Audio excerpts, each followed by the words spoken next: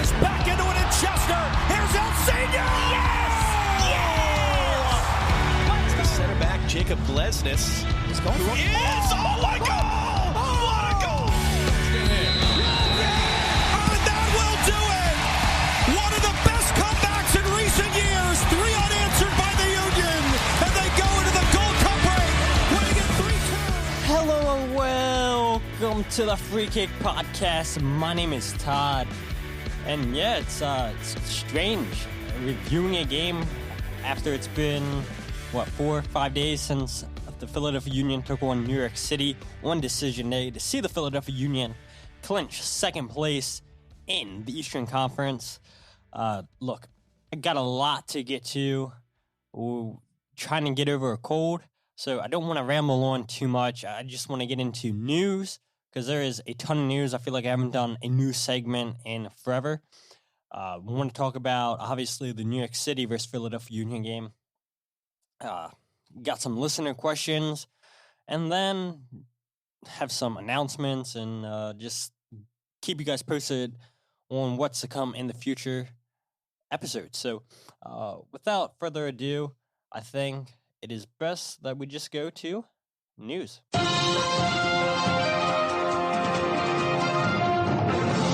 So, in case you guys missed it, I've got you guys all covered with the latest news in MLS.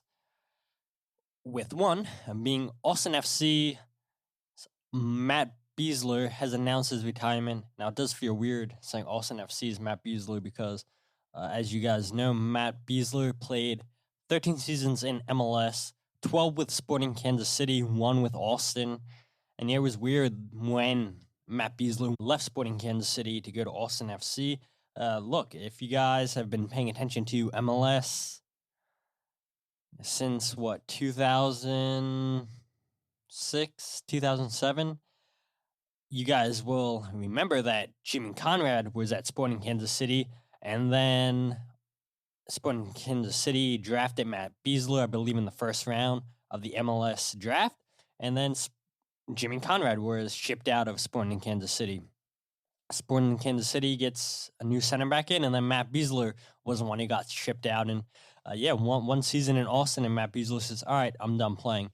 He ends his career with 47 caps with the United States men's national team, 2 Gold Cup titles, 3-time U.S. Open Cup champion, 2013 MLS champion, MLS Defender of the Year in 2012, MLS Best 11 twice in 2012 and 2013.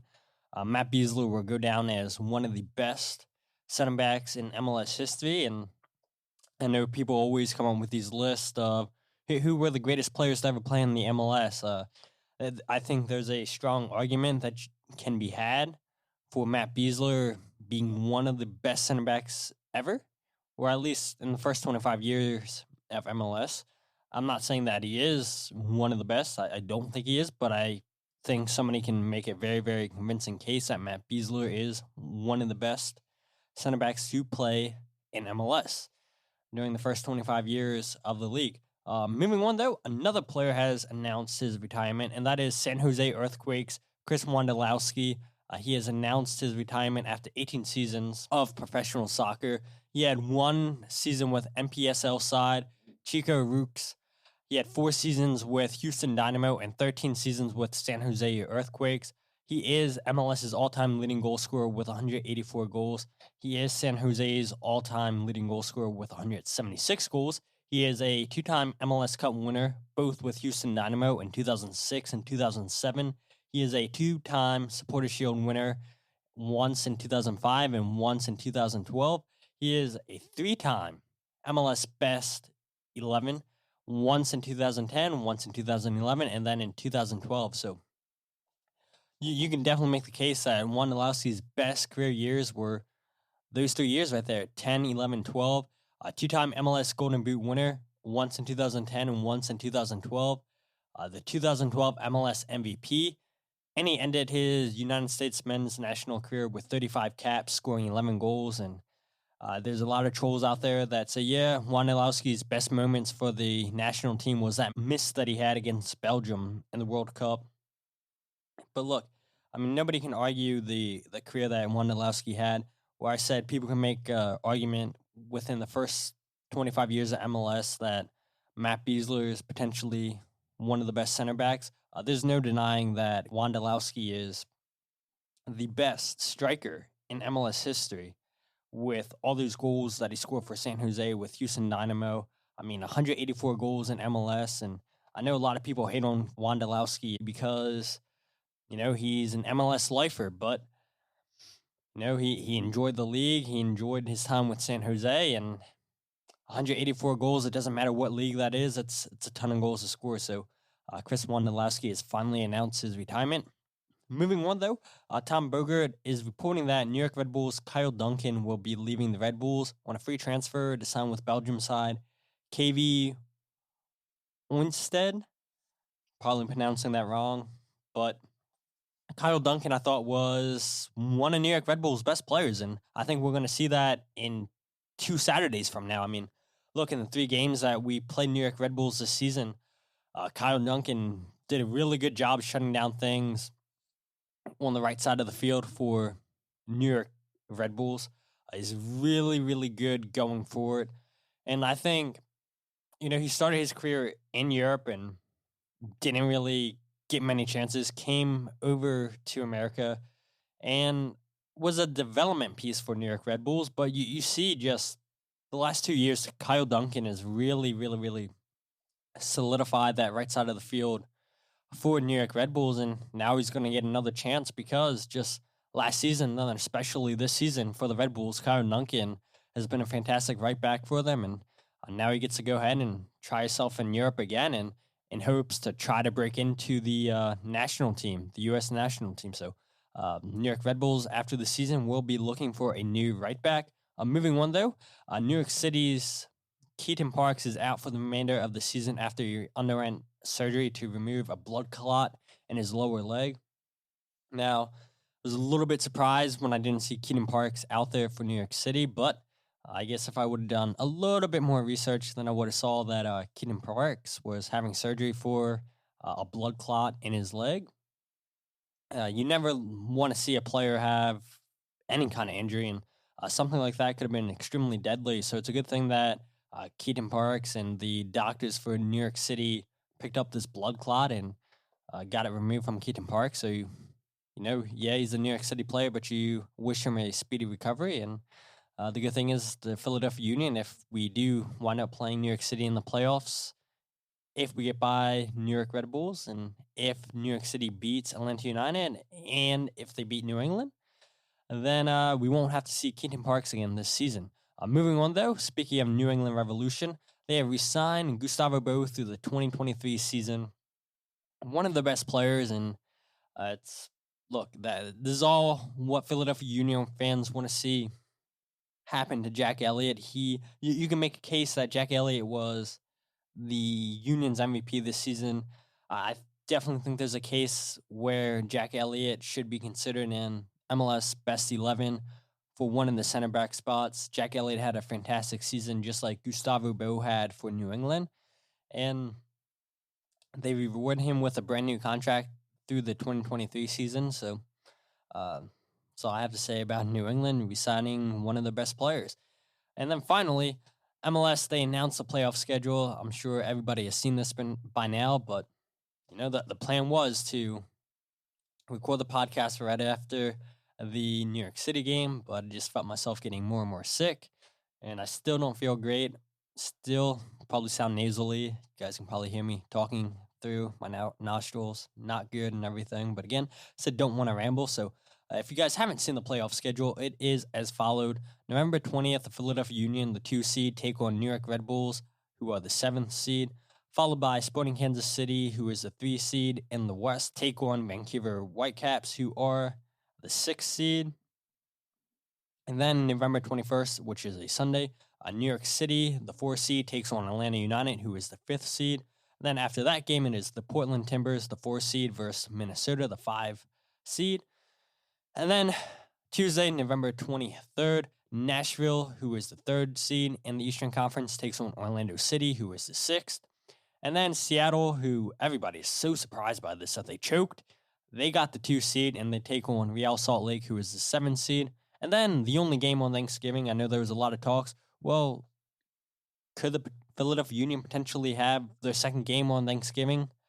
They are not going to. So for the Philadelphia Union fans out there that were worried, okay, what are we going to do about Thanksgiving? Relax, it's only one game.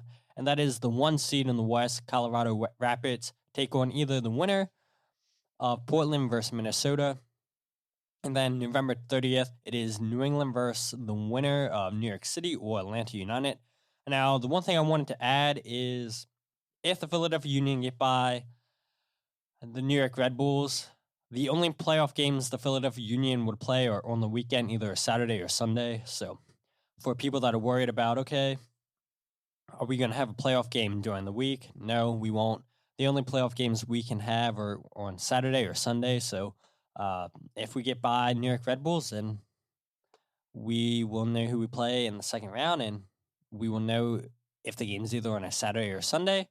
I have the schedule in my email. I have to look at it. But yeah, so if you're making plans in far advance, you don't have to worry about weekday games in the playoffs because there will be none for the Philadelphia Union.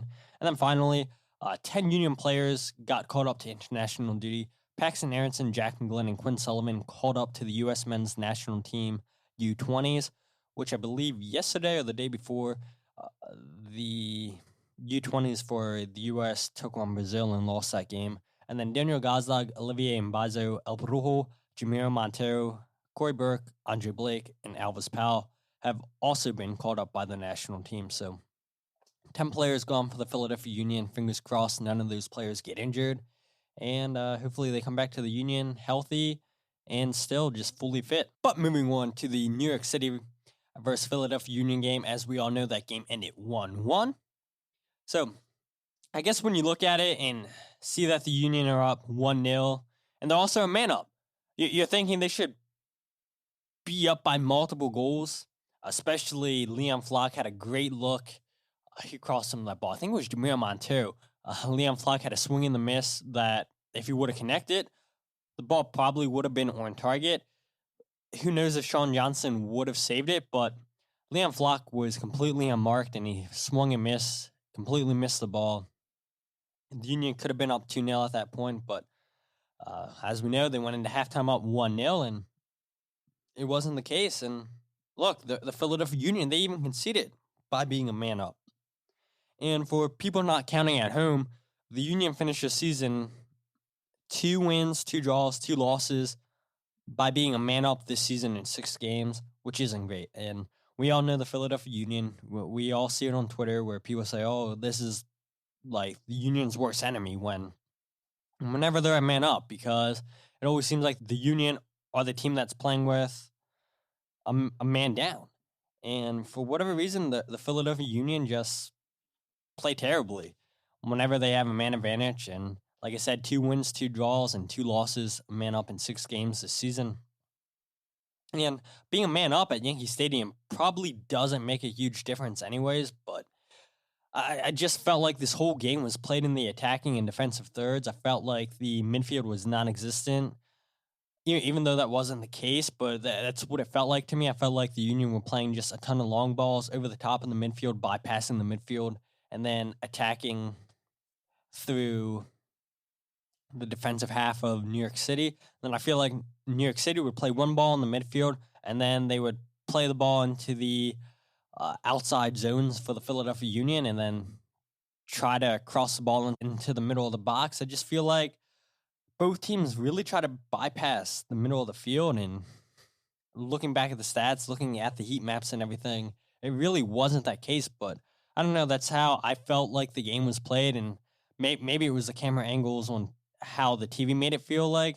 Maybe it's because of how small the field is, but just again, looking at the heat map, it says, yeah, the game was played actually 48% of the time in the midfield, which, again, it did not feel like that at all. But you knew that New York City would be more attacking in the second half as they needed a goal to solidify them getting a home playoff game. But the first half and the second half could not have been more opposites than what they were for the Philadelphia Union. And just like the game last week against Cincinnati, the Union probably should have gone into the half, like I said, by multiple goals. Leon Flock missed a great opportunity, but it is what it is. It just wasn't meant to be. And it was a good finish by Casper, but Leon should have been putting that ball in the back of the net. And I know fans are saying, oh, that's a great assist by Leon, great pass by Leon. But even after the game, Leon said, yeah, I was shooting the ball. I wasn't trying to pass it to Casper. And it all worked out in the end because Casper scores the goal. And it was a great cross by Bizo on the right side of the field who hit a wide open Shabelko. And he swung and missed. And then luckily, Liam Flock was unmarked. And, a shot turned into a pass. And there's Casper putting it in the back of the net for 1-0. But, man, so many swing and misses in this game. I mean, 2 from Leon Flock. Well, 1 swing and miss. 1 from Casper. Leon did not hit the ball great at all. I'm trying to think. This is what happens when you take a couple days from when the game happened to when you're recording the podcast. Offensively, the Philadelphia Union could have done a lot better putting balls on target. They did not. I'm trying not to stall. But speaking of Leon Flock, just very lucky that he didn't suffer any significant injury from Gideon when he went to win the ball back for New York City. Tati Castellanos, I thought, was lucky not to be sent off with his earlier 2-foot challenge into Jose Martinez because you guys have seen that play before where the refs have decided to send players off for that, the 2-foot dangerous tackle. And I was a little bit surprised that Tati Castellanos didn't get a yellow card, but I was more surprised that Jose Martinez didn't react and go after Tati Castellanos because if you remember the first meeting between the Philadelphia Union and New York City this season, Tati Castellanos got Jose sent off because Jose slapped him in the face. So maybe Tati Castellanos was looking for that reaction again from Jose Martinez, and Jose Martinez didn't give it to Tati Castellanos this time. But again, I think Tati should have got a yellow card for that challenge, and the referee said absolutely no way. But then a few moments later, he gives a red card to New York City, and then gives a yellow card right after the red card to Glesnes for a soft foul. And then I think Kai Wagner picked up a yellow card right after that for another soft foul. And I feel like once the referee gives that early red card, any challenge that a Philadelphia Union player makes is going to be a card because he's going to try to even out the playing field. And luckily, the Philadelphia Union didn't have any players sent off. But look, the small field, you really got to see guys like Montero play well in those tight spaces. That's where these two guys operate well. That's the kind of system where they thrive in. It's just tight spaces. They have really good dribbling skills to get themselves out of those situations. Andre Blake came up with a lot of key saves, I thought, in the second half of the Philadelphia Union, where New York City definitely could have been up in this game, but at the same time, too, the Philadelphia Union could have and probably should have been up, probably should have won this game. And like I said earlier, I mean, being a man up, you expect a team to win, especially when the Philadelphia Union score the first goal, they're a man up. You expect the Philadelphia Union just to really pour it on, and that's not what happened at all. And at the end of the day, a draw was probably well-deserved by both of the teams. I really like the Union's goal-creating chances from the flanks with Wagner and Bizo. Both of those guys put an excellent service all game, I thought. The last couple of weeks, we've seen people complain on social media, oh, well, why aren't the Philadelphia Union shooting from distance? And I was really impressed from watching the Philadelphia Union try to test Sean Johnson from outside of the box because this is what we saw the Philadelphia Union thrive in last season. They led all MLS teams in goals from outside the 18. I believe it was 8. Don't quote me on it, but I know for a fact that the Philadelphia Union led all MLS teams last season from goals outside of the 18, and they tried to beat Sean Johnson from outside of the 18 again, and unfortunately they weren't able to score. But yeah, it was good to see the Philadelphia Union take those shots. I'm going to go ahead and move on there to my keys to the game that I said last episode. Number 1, I said you got to win that midfield battle. I would say that's a pass because the Philadelphia Union, they dispossessed Maxi Morales 6 times in the midfield. Martinez had 6 tackles. Liam Flock had 4 tackles. Daniel Gazdag had 3 tackles in the midfield. So, yeah, like I was saying, I mean, I felt like the game wasn't played in the midfield, but then you go back and you look at the heat maps. 48% of this game was played in the middle third of the field. And yeah, the Philadelphia Union, I thought those 3 guys absolutely dominated it and were really key with winning the ball back for the Philadelphia Union. Number 2, I said limit Tati Castellanos' touches in the 18-yard box. Yeah, obviously that's a fail. The Union, they gave him one really good look, and that's all it took was one look in the 18-yard box, and Tati Castellanos is scoring a header. I know earlier in the game, from a corner kick, New York City's Maxime Morales played in the corner, and Tati mishit the header. But then, look, they gave him another chance in the second half. The first chance he got in the second half, and he puts it in the back of the net. And I said, don't give him touches on the 18. And, well, you know, it was really hard for the Philadelphia Union to keep Tati contained for the whole game. And, yeah, just 2 chances is all it took, and one good contact with a header, and it's in the back of the net. And it's why Tati Castellanos won the Golden Boot for MLS with 19 goals. I mean, he's a class striker, and I believe I saw a stat that said that New York City spent $500,000 on Tati Castellanos, and yeah, Jim Curtin even said after the game he's one of the best strikers in all of MLS. So that's a great find by New York City, and they paid him during the season to be one of those best players. They knew that, yeah, you're probably our best player on the team, that we believe in you as one of the best strikers in MLS, one of the best players in MLS. So here's a contract extension, and yeah, just Tati. I mean, whenever he gets chances in that 18-yard box, like I said, he's probably going to put it in the back of the net, and it's exactly what he did. And then number 3, I said, control the first 30 minutes of the second half. Absolutely failed at that. They allowed New York City to score in the 53rd minute with Tati, and as soon as the second half started, the Philadelphia Union, I think, went on a 3-on-2. New York City did a good job to break that up, and then after that, it was all New York City. I felt like the next 10, 15 minutes, and they eventually get a goal. So 2 fails, 1 pass for the Philadelphia Union for my keys to the game, and 1-1 draw is, like I said, probably well-deserved for both teams. But I just real quick want to go and talk about just playing on that baseball field, and I want you guys to hear what Andre Blake had to say. He was asked, well, you know, most of the guys on the team this season haven't played at New York City because they were playing at Red Bull Arena with a lot of these guys on the team last season. And then 2 years ago, when you guys were playing in Yankee Stadium, a lot of the players weren't on the team. So Andre Blake was asked about, okay, well, how do you get your teammates used to playing on a field like Yankee Stadium?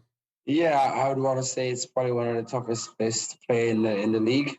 I think we should start the petition to have games not play here anymore. But yeah, it's a hard place to play, and they know the pitch very well. And you know, not many teams are able to come here and even get a point. So even though we're up a man for most of tonight, you still saw what they can do. They have very good players. So we're happy with the point, and we finished second, and we're now looking forward to the playoffs. And then right after that, Andre Blake was asked, okay, well, what was the game plan coming into Yankee Stadium? Yeah, I mean, it's hard, especially with being all the way in the back. Sometimes I have to wait until there's a restart or something. But we didn't want to really play into their hands because we know they want to bait us into playing short balls and then try to turn us over.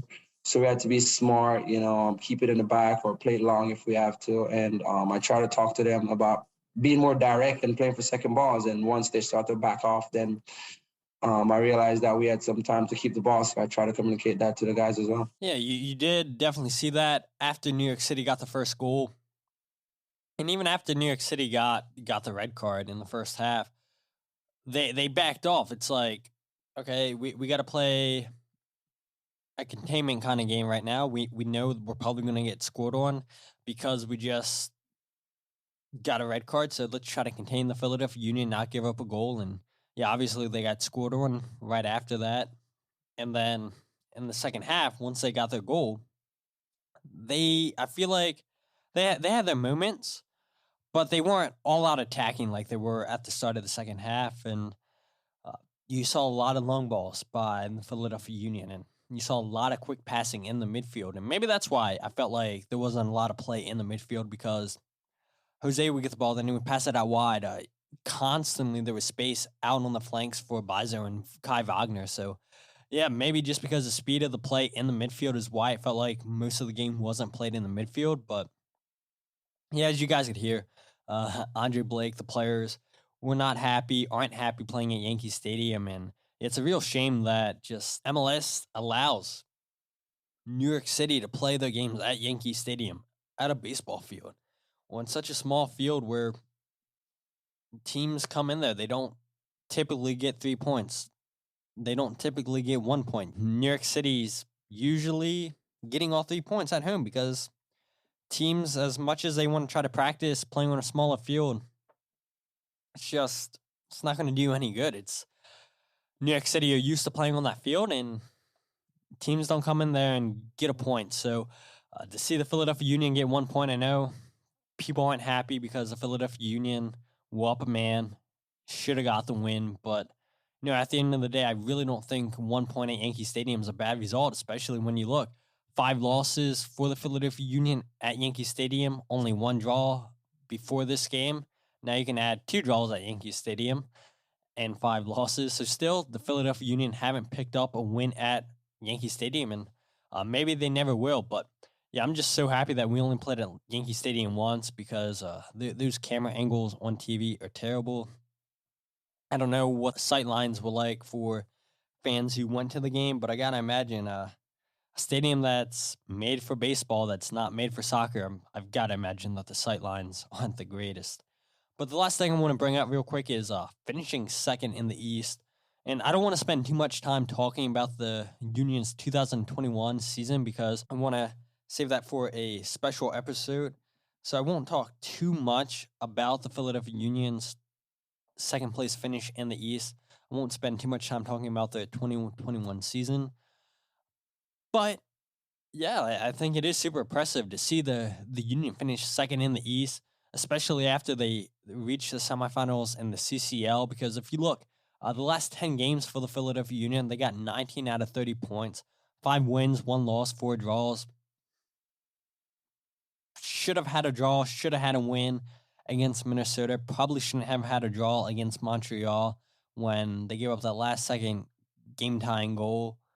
Things could have gone a lot differently. It wouldn't have been as tight as it was in the East for second place. Where you go ahead and look, the 10 games prior to the last 10 games, the Philadelphia Union had 12 out of 30 points. That was from the start of the flooded stretch where we played Orlando City, then we played Inter Miami, where we had 3 wins, 4 losses, 3 draws in those 10 games prior. So a huge difference from 19 points to our last 10 games to 12 points before those last 10. So, yeah, I mean, that's when all the Union fans were panicking, saying, man, this team's done. How are we going to get into the playoffs? How are we going to get a home game when we've only got 12 points in our last 10 games? And, yeah, it wasn't great, right? But that's when the Philadelphia Union were focusing on their Club America games. I know prior to that, they hadn't played Club America. I think it was like after they finished, who they play last? Atlanta, or I think it was Club America, then Atlanta. It was one of those 2 games. I forget what it was. Maybe it was Columbus, then Club America, then Atlanta. Something like that maybe for the first game. I can't remember. It's been a while, right? But yeah, I mean, just the Philadelphia Union completely turned it around the last 10 games where you look. Not great from Casper, 4 goals in his last 10 games. Very, very inconsistent. But I guess on the flip side, the Philadelphia Union, they had 7 different goal scorers in the last 10 games. This is a team that they don't rely on one player, which can be a good thing and a bad thing going into the playoffs where a lot of teams rely on that one proven goal scorer, where the Philadelphia Union, we don't have that. We rely on Andre Blake and the defense. 17 goals in the last 10 games, 4 clean sheets. That's a plus, right? And then you go ahead and look at Daniel Gazdag, 3 goals in his last 5 games. So Daniel Gazdag, we've talked about it before. It seems like he's heating up, especially playing in that 4-3-2-1 Christmas formation. And I'm glad I just brought that up because 6 of the last 10 games saw the Philadelphia Union switch to the Christmas tree formation, with them creating 82 shots in those games. Now, I know in those 6 games, we only scored 10 of those 82 shots, which is good for a .12 conversion rate, which isn't great at all. It's terrible, actually, but that's all we heard during the stretch in July and into August, that, oh, we're not creating enough chances, or we're doomed, we're not making the playoffs. Well, that hasn't been the case since we switched to the Christmas tree formation. 82 shots in our last 6 games. It's a ton. Now, you do want to see the Philadelphia Union put the ball in the back of the net more than those 10 goals that they scored in the last 6 games.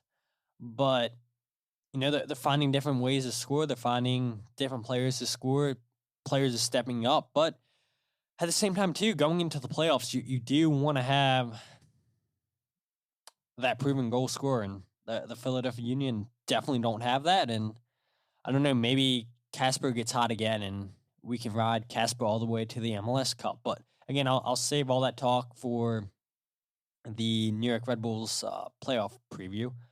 But like I said, I want to get into questions next. I had 3 questions, technically 4 questions, all from the same guy.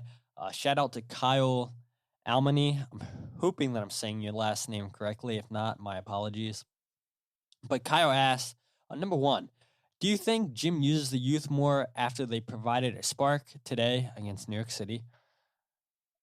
And do you think that a few of those youth could start a playoff game? No, I don't think we'll see Jim start any of the homegrowns against New York Red Bulls.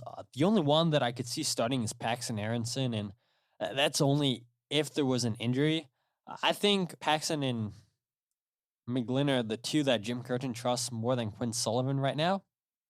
And all you have to do is look at both Quinn and Jack McGlynn getting more starts coming in before Quinn Sullivan the last couple games, where I can't see Paxton or McGlynn starting over Liam Flock, because you want Liam Flock in there to press the Red Bulls. You know you're going to get pressed by New York Red Bulls, and you don't want to take out the player that led you in pressures, the player that led MLS in successful pressures. You don't want to take that guy out in Liam Flock.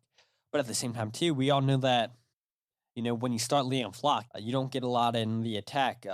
Liam Flock's attacking ability is non-existent now. Granted, the last couple games, I thought Liam Flock's looked a little bit better in the attack. But, yeah, Liam Flock is no Jack McGlynn or Paxton Aronson in the attack. And as far as using them more, the last 7 games, we've seen Jim sub in Jack and Paxton way before the dying embers of the game, like we saw them at the beginning of the season. So that just tells me that Jim Curtin trusts these guys a lot more. And I think I played you guys a clip where Jim Curtin even admitted that. So I don't see why Jim Curtin would go back to subbing these guys in with 5 minutes left in game time. But no, it is a playoff game, and those 3 young guys, Liam Flock, this is his first time playing playoffs.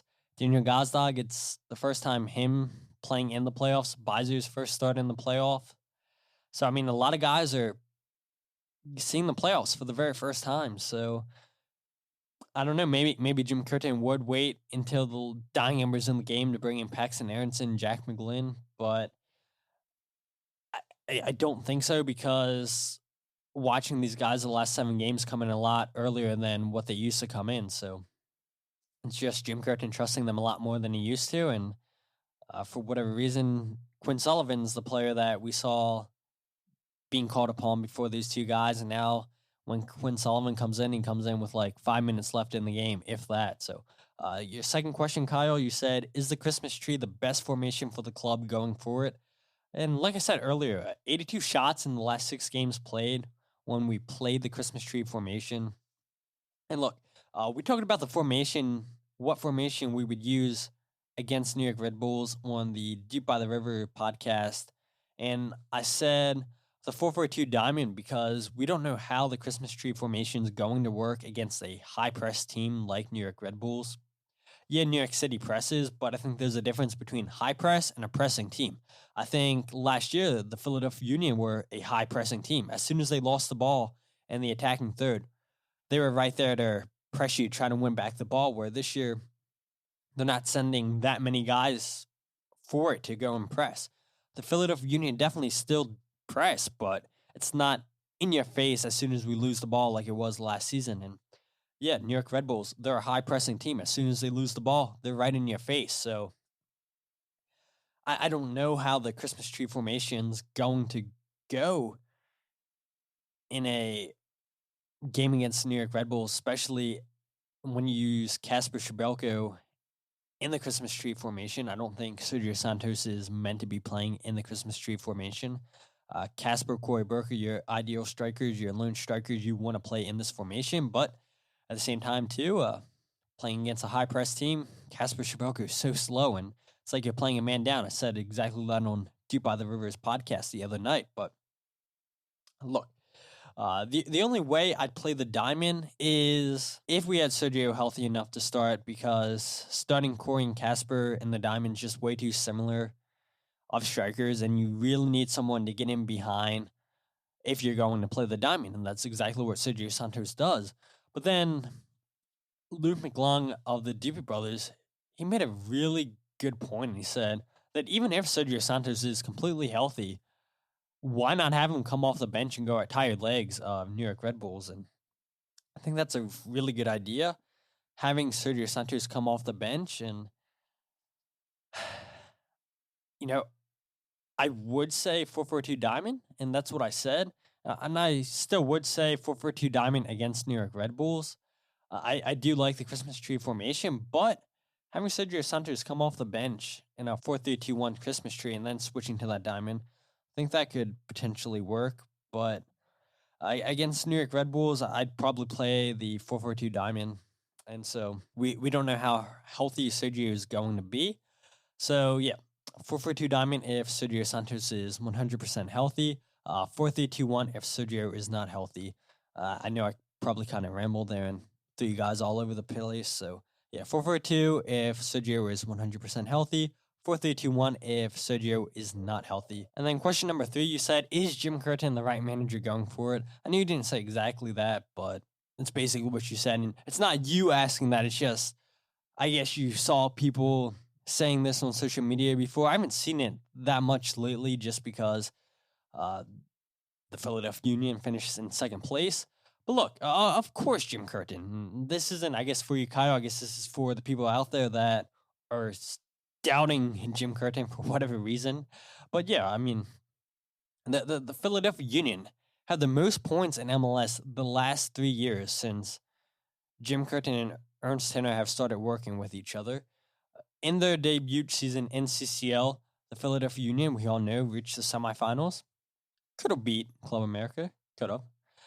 Jim Curtin is a really, really good man manager and not so much tactically. And I think most managers in the world are good at one or the other, either tactics or man management. It's very, very rare when you see a manager be good at both tactically and man management.